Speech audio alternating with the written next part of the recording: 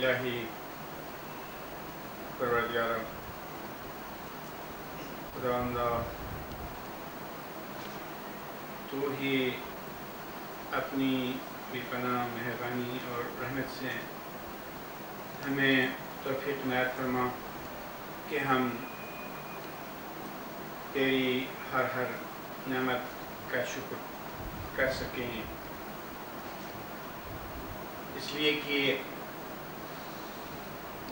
ہم پر تیری نعمتوں کی ایک زبردست بارش برسی ہے، اور ہم اس ابری رحمت میں، اس بارانی رحمت میں ڈوب گئے ہیں۔ ہمیں احساس ہے کہ ہم سے شکر گزاری کا حق ادا نہیں ہوتا۔ آج بھی ہمیں بہت خوشی ہے، اس لیے نہیں کہ اس بندہ ناچیز کی تعریف کی گئی، بلکہ اس لیے کہ خداوندہ ہمارے عزیزوں کی بھی یہ کیا ترقی ہو رہی ہے جو امید سے اور توقع سے بہت زیادہ ہے۔ اس خوشی کے مارے آنسو آنا چاہتے ہیں اور دل دریائے خوشی میں ڈوب رہا ہے۔ خداوندہ، یہ تیری شان ہے کہ ہمارے عزیزوں نے علم کی قدر قیمت کو حسن خوبی سے سمجھ لیا، اور وہ جانتے ہیں کہ علم کی یہ عنایت تیری طرف سے ہے، یہ کسی انسان کی کوشش نہیں۔ خداوندہ، حیرت ہے تیری اس عنایت سے، تیری اس مہربانی سے کہ تیری کیا شان ہے، کیا عظمت ہے، کیا بزرگی ہے، اور کیسا کرم ہے، کیسی بارشیں برس رہی ہیں تیرے مومنین پر، تیرے بندوں پر، تجھ کو چاہنے والوں پر۔ خداوندہ، ہمیں توفیق عنایت فرما کہ ہم تیری ان رحمتوں اور مہربانیوں کی شکر گزاری کر سکیں، اور شکر گزاری کے سجدے سے سر نہ اٹھائیں۔ الہی پروردگارہ، ہمیں فخر سے، بڑائی سے، خودنمائی سے بچائے رکھنا۔ ایسا نہ ہو کہ تیری ان رحمتوں میں سے کسی رحمت کو اپنی ذات سے منسوب کرے اور یہ کہیں کہ یہ ہم نے کیا، یا خداوند ہم نے کچھ نہیں کیا۔ جو کچھ کیا تو نے کیا، اور جو کچھ ہوا تیری رحمت سے ہوا۔ الہی پروردگارہ، ہمیں اپنے دوستوں کی قدردانی کرنے کی توفیق اور سمجھ عنایت فرما کہ ہمارے دوست ہی ہیں جو مشرق سے لے کر مغرب تک پھیلے ہوئے ہیں، جو تیرے مومنین ہیں اور تیرے خاص بندے ہیں، اور سارا کام یہی دوست کرتے ہیں، یہی عزیزان ہر خدمت کو انجام دیتے ہیں۔ الہی، میں مشتی خاک ہوں، اور کچھ بھی نہیں، اور کچھ بھی نہیں، اور کچھ بھی نہیں۔ دوستانی عزیز، کامیابی کا راستہ بے شک عاجزی ہے۔ آپ اپنے دوستوں میں سے جو صف اول کے ہیں ان کو دیکھتے ہیں کہ عاجزی سے وہ کامیاب ہوئے اور کس قدر ان کی ترقی ہو رہی ہے۔ تو اسی عاجزی کے راستے پر ہر وقت اور ہمیشہ گامزن ہوتے رہنا اور عبادت سے فائدہ اٹھانا، دائم ذکر ہونے کے لیے کوشش کرنا کہ ذکر ہی میں آسانیاں ہیں، ساری مشکلات خدا کے نام سے آسان ہو جاتی ہیں اور تمام بلائیں اسی ذکر خدا سے رد ہو جاتی ہیں۔ قرآن نے اسی لیے کثرت سے ذکر کرنے کے لیے فرمایا، اور تجربہ بھی یہی بتاتا ہے کہ اگر مومن ہر وقت خدا کے نام کو جاپتا ہے تو اس کے دل کو تسکین آتی ہے اور اسے سکون ملتا ہے، ذہنی سکون، قلبی سکون، روحانی سکون۔ اس لیے میرا عاجزانہ مشورہ ہے کہ آپ ہمیشہ اور ہر وقت ذکر خدا سے غافل نہیں رہنا۔ آپ کو جو مذہب ملا ہے، آپ کو جیسا ہادی برحق ملا ہے، یہ خدا کا اتنا بڑا احسان ہے کہ اس احسان کی شکر گزاری کے لیے پوری عمر بھی کافی نہیں ہے، 1000 عمریں کیوں نہ ہوں، تب بھی ان عمروں میں خدا کی شکر گزاری نہیں ہو سکتی ہے۔ یہ ایک ایسا احسان ہے خدا کا، یہ ایک ایسی مہربانی ہے پروردگار کی۔ عزیزان من، ماضی میں بھی امام ہی نے اپنے مریدوں کے لیے مہربانیاں کی ہیں، ہمارے بزرگوں نے، ہمارے پیروں نے ہمارے لیے بہت ہی اچھی مثالیں چھوڑی ہیں۔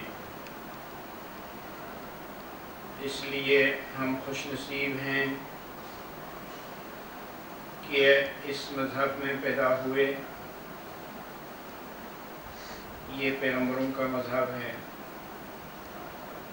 اولیاء کا مذہب ہے، عارفوں اور عاشقوں کا مذہب ہے۔ اس لیے ہمیں اس کو سنبھالنا ہے اور خدمت کو اپنا شیوا بنانا ہے۔ جب ہم کو یہ پتہ چلا کہ بہترین خدمت علمی خدمت ہے اور پھر اس میں کامیابی بھی ہوئی ہے، تو پھر ضروری ہے کہ ہم اس کامیابی کو، اس خوشی کو سمجھیں اور اس کو سنبھالیں۔ یہ بھی پتہ چلا ہے کہ مولا آپ سے راضی ہیں۔ اگر علمی خدمت سے مولا راضی ہیں تو سمجھ لے کہ آپ سب سے راضی ہیں، آپ کی خدمت سے راضی ہیں، آپ کے ہر کام سے راضی ہیں۔ مجموعی طور پر خدمت سے امام کی رضا کا پتہ چلا ہے، امام کی خوشنودی کا علم جب ہوا ہے تو سمجھ لیں کہ فرداً ہر ایک سے امام راضی ہے۔ جو بھی اس ادارے سے منسلک ہیں، جو بھی اس میں کام کرتے ہیں، ان سب سے امام یقیناً خوشنود اور راضی ہیں۔ دوستان عزیز، آپ اپنے ان اسکالرس کو دیکھتے ہوئے جو آپ کے آگے آگے چل رہے ہیں، ان کی ترقی کو دیکھتے ہوئے، ان کے نمونۂ عمل کو دیکھتے ہوئے، ان کی تحریروں کو دیکھتے ہوئے آپ بھی ترقی کریں۔ اس میں بڑی گنجائش ہے، بہت اچھی بات ہے، آپ کے لیے بہت عمدہ لٹریچر یعنی کتابیں موجود ہیں، ان کو ذوق اور شوق سے پڑھتے رہیے۔ عزیزان من، یہ عجیب طرح کا انعام ہے امام کا، آپ کے لیے، ہمارے لیے، اس مشکل زمانے میں، اس علمی قحط کے زمانے میں، اس زمانے میں دنیا میں کسی چیز کی، کسی ظاہری نعمت کی کوئی کمی نہیں ہے،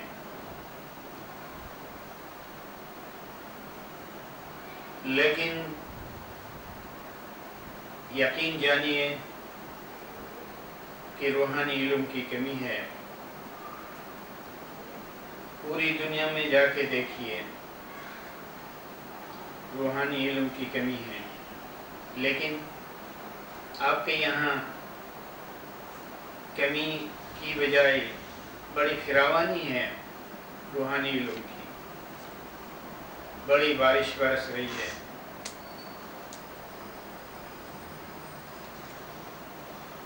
تو پھر آپ قدردانی کے ساتھ خداوند کی ان نعمتوں کو سنتے رہنا، ان سے مستفیض ہوتے رہنا اور دوسروں تک پہنچانے کے لیے خود کو تیار کرنا، اپنی شخصیت کو علمی طور پر بنانا، اور سمجھ لینا کہ خداوند آپ سے کوئی کام لینا چاہتا ہے، اسی لیے آپ ایک ایسے مکتب میں زیر تربیت ہیں کہ جس کی تعریف آپ خود کر رہے ہیں۔ اس مکتب سے بہت زیادہ علمی دولت کو اور روحانی نعمت کو حاصل کر کے خدمت کے لیے تیار ہو جائیے۔ آپ کے سامنے بڑا اچھا موقع ہے اور تقاضا ہے کہ امام کے علم کو پھیلا دیا جائے۔ یہ علم پھیلانے کے لیے ہے، چھپانے کے لیے نہیں ہے، اس لیے کہ یہ نعمت ہمراہ سے اور عالمگیر ہے۔ خداوند جب کسی انسان کو کسی خاص مقام پر پیدا کرتا ہے، کسی خاص ملک میں، کسی خاص جمعیت میں پیدا کرتا ہے، تو خدا کا کوئی منشا ہوتا ہے۔ خدا ایسے بندوں سے کچھ کام لینا چاہتا ہے، تو آپ سے کچھ کام لینا چاہتا ہے، تبھی تو آپ کو اس کی خبر ہوئی، تبھی تو آپ کو پتہ چلا کہ یہاں کچھ علمی نعمتیں ہیں، کچھ بہشت کے علوم کے بیج ہیں، ان بیجوں کو بکھیر دینا ہے اور دنیا کے گوشہ گوشہ تک اس علم کو پہنچا دینا ہے۔ تو کتنی بڑی سعادت ہے، کتنی بڑی خوش نصیبی ہے کہ آپ کے سامنے ایک وسیع دسترخوان بچھا ہوا ہے اور اس پر گناگن نعمتیں چنی ہوئی ہیں۔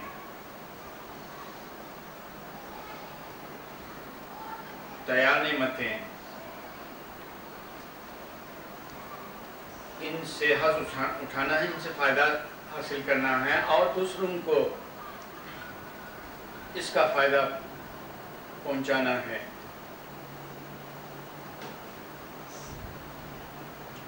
دنیا میں خدمت کی گناگنی ہے، لیکن جو خدمت آپ کے سامنے ہے وہ بڑی میٹھی اور شیرین ہے، اور ایسی خدمت ہے کہ اس خدمت کے کرنے سے بہت بڑی عبادت ہوتی ہے۔ اور جیسا کہ آپ جانتے ہیں امامی عالی مقام کے ارشاد مبارک کے مطابق کہ قومی خدمت بہت بڑی بات ہے، اور وہ خدمت خصوصاً جو ہمارا سے ہمیں گیر ہے اور جس کی ضرورت بھی ہے، یعنی علمی خدمت۔ عزیزان، اب آپ اپنے علم میں اور زیادہ اضافہ کریں،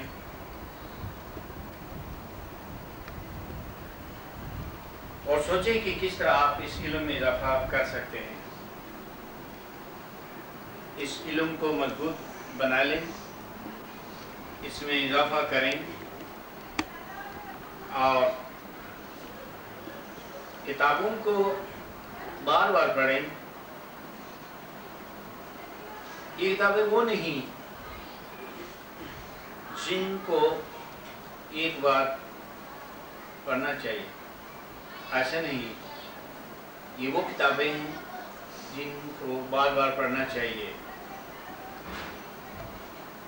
کیونکہ ان کتابوں میں حکمت ہے، اور حکمت ایک ایسی شے ہے کہ وہ فوراً سمجھ میں نہیں آتی۔ حکمت کا یہ تقاضا ہوتا ہے کہ بار بار اس کا مطالعہ کیا جائے، اس پر غور و فکر کیا جائے۔ اس لیے دیکھیں کہ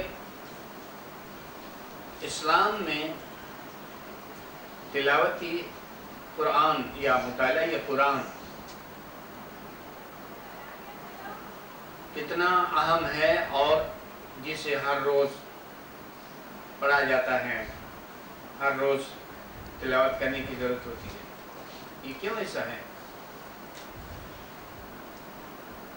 یقیناً اس میں راز ہے، اور راز یہ ہے کہ اس کی حکمت بے پایان ہے، یعنی کبھی ختم نہیں ہوتی، اس لیے اسے بار بار پڑھا جاتا ہے۔ اس طرح دین کی جو اعلیٰ کتابیں ہیں ان کو بار بار پڑھا جاتا ہے، ہر بار ایک نئی روشنی اس میں سے ملتی ہے۔ تو ان چند سالوں میں آپ نے کافی محنت سے مطالعہ کرنا ہے، اور اپنی ذات کے اندر وہ صلاحیت، وہ قابلیت پیدا کرنی ہے کہ جس سے آپ جماعت کی قلمی خدمت کر سکیں۔ زبانی خدمت محدود ہے، قلمی خدمت لامحدود ہے۔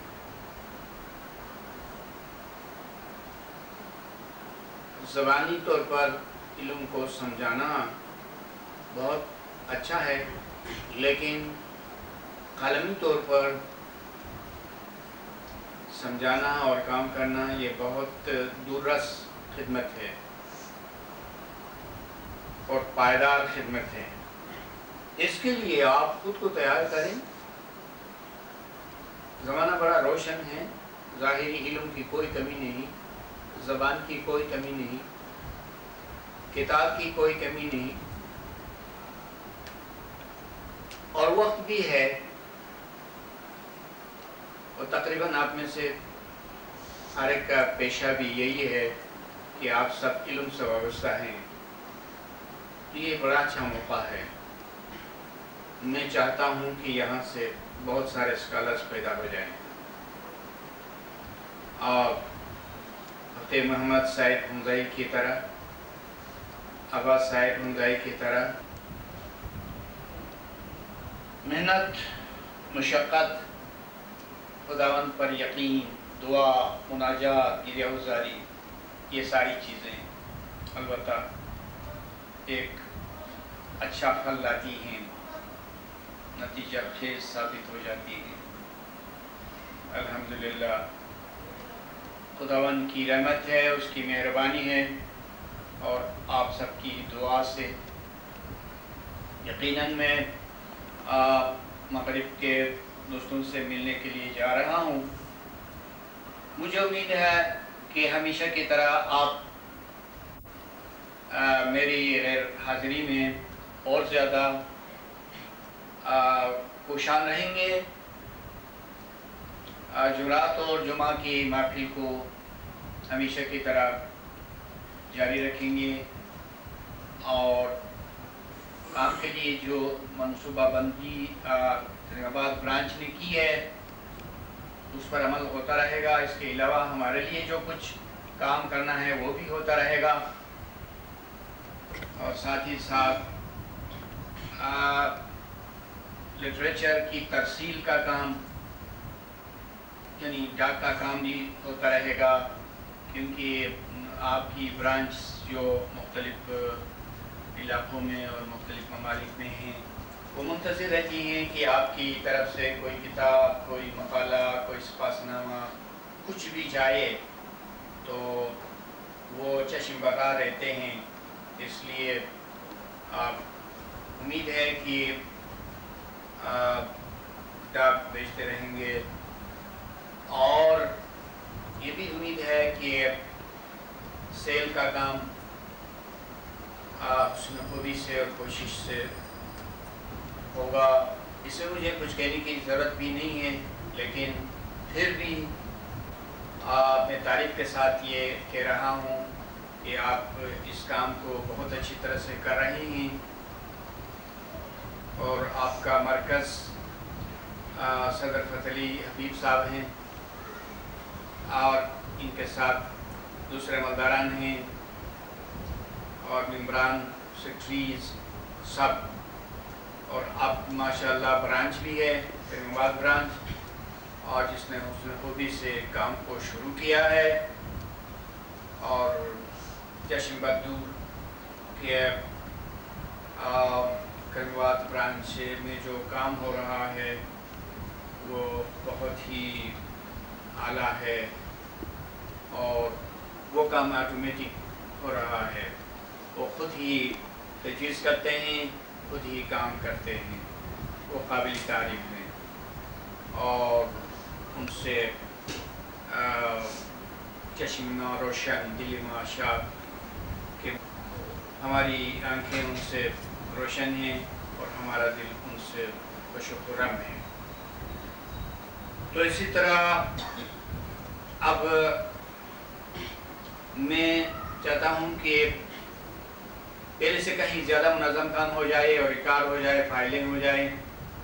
کوئی خط کہیں لکھا جاتا ہے تو اس کا ایک فوٹو اسٹیٹ رکھا جائے کہ آپ نے ایک خط بھیجا تھا جو ضروری خط تھا، تاکہ کچھ عرصے کے بعد اس پر عمل ہوتا ہے یہ نہیں ہوتا ہے، اس کا پتہ ہو جائے. تو آپ اگر اچھی ہدایت دے دیں گے تو گلگت میں بھی بہت اچھا کام ہو سکتا ہے، کیونکہ یہ مرکز پر ہے کہ وہ دوسروں کو کس طرح چلا سکتا ہے یا نہیں چلا سکتا ہے. بڑی حد تک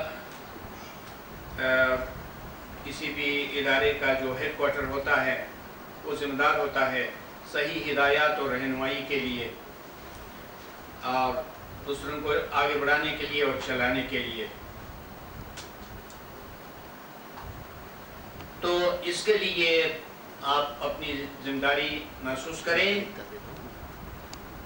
اور یہاں سوشل ورکرز ہیں، ہر چیز کو ریکارڈ کریں. حسنی کارکردگی کی خوشبوؤں کو پھیلاؤں گا اور ہو سکے تو میں امریکہ میں بھی جاؤں گا، وہاں کے دوستوں کو بھی آپ کی محنت اور آپ کی مجلس، آپ کی خدمت کے بارے میں تفصیلات بیان کروں گا. اور میں چاہتا ہوں کہ آپ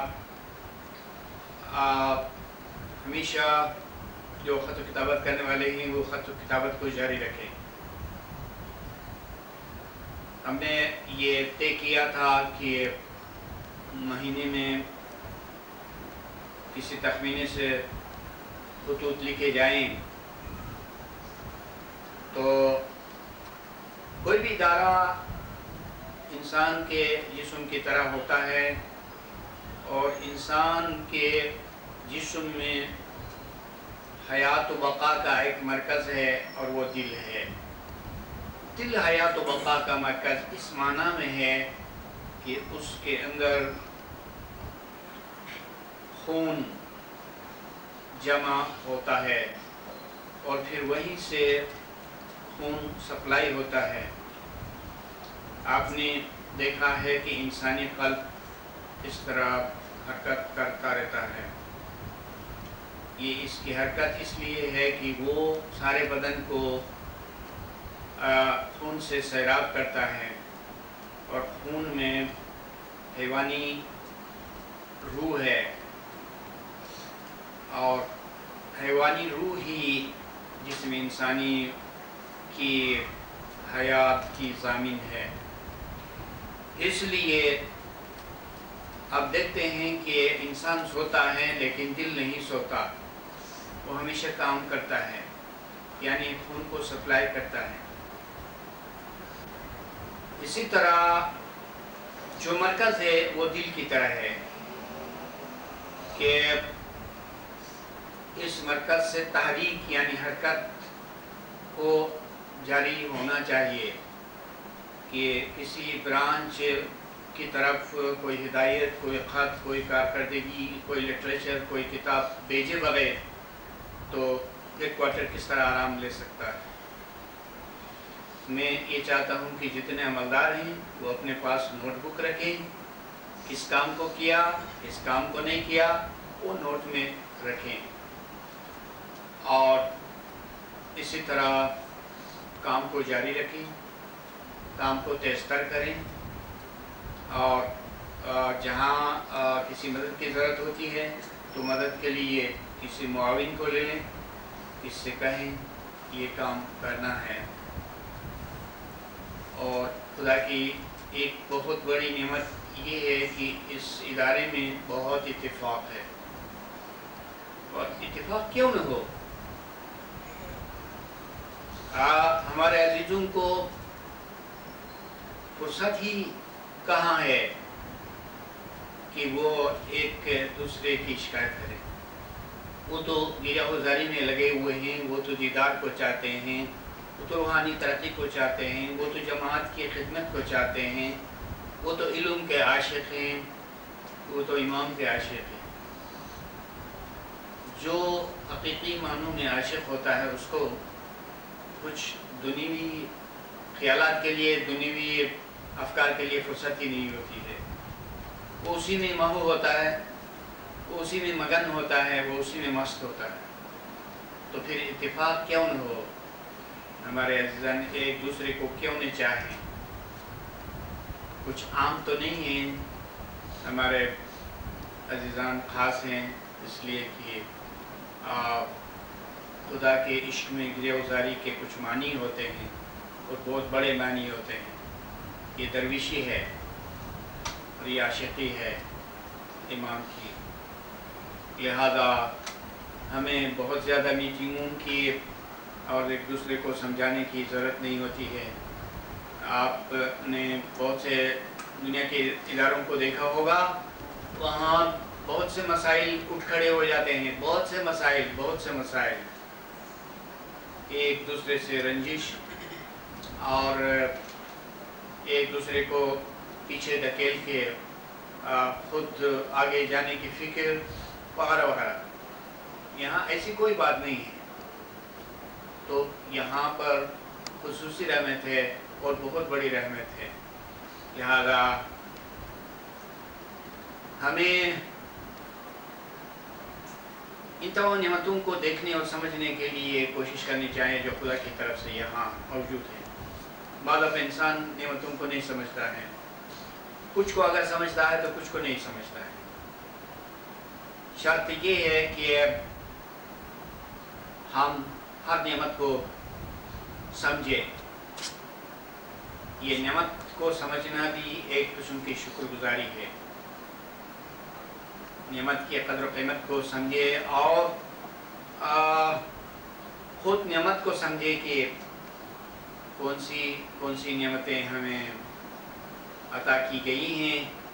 یہ ہمارا فرض بنتا ہے کہ ہم یہاں دیکھیں اور سوچیں۔ تو انشاءاللہ آپ کے دوسرے ساتھی جو لندن میں رہتے ہیں، جو امریکہ میں رہتے ہیں، جو فرانس میں ہیں، وہ سبھی آپ کی قدر کرتے ہیں، وہ سبھی آپ سے خوش ہیں کہ سارا کام یہیں سے شروع ہوا۔ آپ بڑے خوش نصیب ہیں۔ والسابقون السابقون، یہ کام البتہ لندن میں شروع نہیں ہوا، یہ کام کینیڈا میں شروع نہیں ہوا، یہ کام فرانس میں شروع نہیں ہوا، یہ کام امریکہ میں اور کہیں شروع نہیں ہوا، یہ کام یہیں شروع ہوا، اور پھر آپ کو دیکھتے دیکھتے سب آپ کے پیچھے ہو لیے۔ تو یہ بھی ایک نعمت ہے۔ اب یہ بھی نعمت شناسی کی بات ہو رہی تھی، تو آپ شکر کریں کہ آپ نے یہ لہر دوڑائی ہے اور آپ نے اس سرکل کو پھیلا دیا ہے اور آپ نے تحریک کی ہے اور حرکت دی ہے۔ اس کے لیے آپ شکر گزار رہیں اور شکر کریں خداوند کے لیے۔ اور کبھی آپ فراغت میں، آرام اور سکون کی حالت میں تنہا رہ کر سوچیں اور خدا سے یاد چاہیں اور کہیں کہ خداوند تو ہی ہمیں وہ ساری نعمتیں دکھا جو تو نے ہمیں عنایت کر دی۔ تو خدا کی تائید سے دیدہ دل روشن ہو جائے گی اور خیال روشن ہو جائے گا، اور ہر وہ نعمت آپ کے سامنے آنے لگے گی جو خدا کی طرف سے۔ آپ اپنی زبان میں کبھی گفتگو کریں اور عبادت میں گوناگونی ہونی چاہیے۔ آپ اپنی زبان میں، جو آپ کی اپنی زبان ہے، اس میں دوست حقیقی کے ساتھ گفتگو کریں اور دل ہی میں گفتگو شروع کریں، اس کے ساتھ مصروف ہو جائے، اس کے ساتھ مشغول ہو جائے۔ کہ انسان اپنی کسی عزیز شے کے ساتھ مصروف ہوتا ہے، اور عزیز ترین جو شے ہے وہ خداوند کی محبت ہے، وہ خود ہے کہ آپ اس کے ساتھ مصروف ہو جائیے، باتیں کریں۔ وہ چاہتا ہے معمولی باتیں کریں آپ۔ اور انسان کے لیے سب سے شیرین بات کون سی ہے؟ اس کی اولاد کی بات ہے۔ دنیوی لحاظ سے اولاد کون سے حکیمانہ الفاظ استعمال کرتا ہے؟ ایسا نہیں کرتا ہے، تو ٹوٹی پھوٹی زبان میں گفتگو کرتا ہے، اور یہی ٹوٹی پھوٹی گفتگو والدین کے لیے بہت عجیب نعمت ہے۔ خدا کی قسم آپ کا محبوب یہی چاہتا ہے کہ آپ ٹوٹی پھوٹی زبان میں اس سے مناجات کریں اور گفتگو کریں۔ آپ نے وہ قصہ سنا ہوگا جو حضرت موسیٰ علیہ السلام اور گڈریے کے درمیان ہوا تھا۔ آپ نے سنا ہے، یقیناً سنا ہے۔ میں آپ کو یاد دلانا چاہتا ہوں وہ یہ کہ ایک دفعہ حضرت موسیٰ علیہ السلام خداوند عالم سے کلام کرنے کے لیے کوہ طور کی طرف جا رہے تھے، تو رستے میں کسی پہاڑ کے دامن پر، کسی پہاڑ کے قریب ایک گڈریے کو دیکھا۔ وہ گڈریا بہت ہی ان پڑھ اور بہت ہی سیدھا سادہ انسان تھا۔ وہ اپنی زبان میں عجیب و غریب باتیں کر رہا تھا اور رو رہا تھا، اور اس کی باتوں میں کوئی بظاہر حکمت نہیں تھی، کچھ ایسے منظم نہیں تھے، کچھ کتابی الفاظ نہیں تھے، کچھ عقیدے کے مطابق نہیں تھے، بلکہ کہنا چاہیے کہ اوٹ پٹانگ باتیں تھیں۔ مثال کے طور پر وہ کہہ رہا تھا، اے خدا تو اگر میرے پاس ہوتا تو میں اپنی بکریوں کو دھوپ کر ان کا دودھ تجھ کو پلاتا، تو اگر تھکتا تو میں تیرے پاؤں کو دباتا، اور تیرے بدن پر اگر جوئیں پڑتی تو میں ان کو مارتا، اور تیرے کپڑے اگر میلے ہوتے تو میں ان کو دھو لیتا۔ لیکن یہ ساری باتیں انتہائی عاشقانہ انداز میں کر رہا تھا اور روتے ہوئے، اور طوفانی عالم میں گریوزاری کر رہا تھا۔ اور یہ ساری باتیں بہت عام باتیں عاشقانہ انداز میں وہ کر رہا تھا۔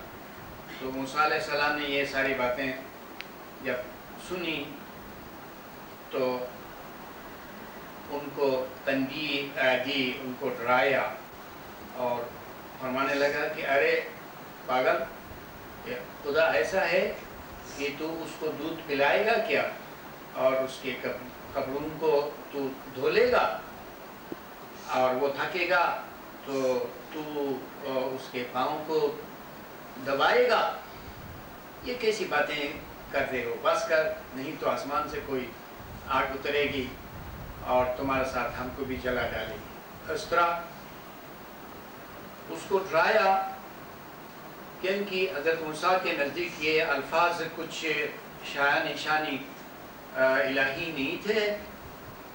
تو پھر وہ بیچارہ نہ تو کچھ دوسری بات سمجھ گیا اور نہ اپنے اس قول پر قائم رہ سکا، تو اپنی ساری باتیں بھی بلا دی اور کوئی نئی بات اس کے ذہن میں نہیں آ سکی۔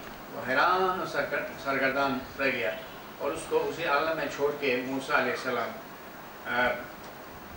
اللہ پاک سے کلام ہونے کے لیے آگے بڑھا۔ جیسے ہی اپنے کسی خاص مقام پر پہنچا تو خداوند عالم سے عطاب آیا اور سرزنش ہوئی، فرمانے لگا کہ میں آج تم سے ناراض ہوں، اس لیے کہ تم نے میرے ایک عاشق کو آزردہ خاطر کر دیا ہے۔ تو پھر بہت ساری گفتگو ہوئی، یہ سارا ذکر کتاب مثنوی موجود ہے۔ پھر خداوند عالم نے موسیٰ علیہ السلام کو حکم دیا کہ جاؤ تم اور اس میرے عاشق کو خوشخبری دو کہ تم جو کچھ بھی کہتے ہو میں سنتا ہوں اور میں راضی ہوں، میں خوش ہوں، تم اپنی اس مناجات کو جاری رکھو اور اس کو بشارت دو، خوشخبری دو۔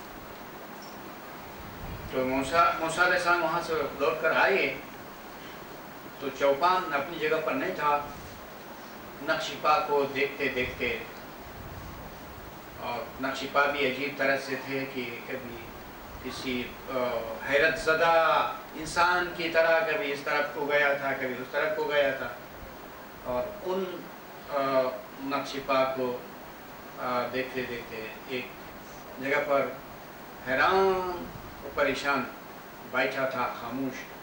اس کے پاس گیا اور معافی مانگی اور خوشخبری دی اور کہا کہ تم بس اپنی مناجات کو جاری رکھو. خدا یہ نہیں دیکھتا ہے کہ الفاظ کیا ہیں، خدا دل کو دیکھتا ہے اور معنی کو دیکھتا ہے. تو میری گزارش یہ تھی کہ آپ دوسری عبادات کرتے ہیں، ٹھیک ہے، ان عبادات کو کرتے رہنا، لیکن اسی کے ساتھ ساتھ آپ ایک نیا درس شروع کریں. کسی فراغت میں خداوند سے بس بچگانہ باتیں شروع کریں، اور جو کچھ آپ جانتے ہیں اسی کے مطابق باتیں کریں. اور کوئی گلہ ہے تو وہ بھی کرنا، کوئی خدمت ہے تو وہ بھی کرنا، کوئی تکلیف ہے تو اس کا بھی ذکر کرنا، اور جس دیدار کو آپ چاہتے ہیں، جس روشنی کو آپ چاہتے ہیں وہ بات بھی کرنا.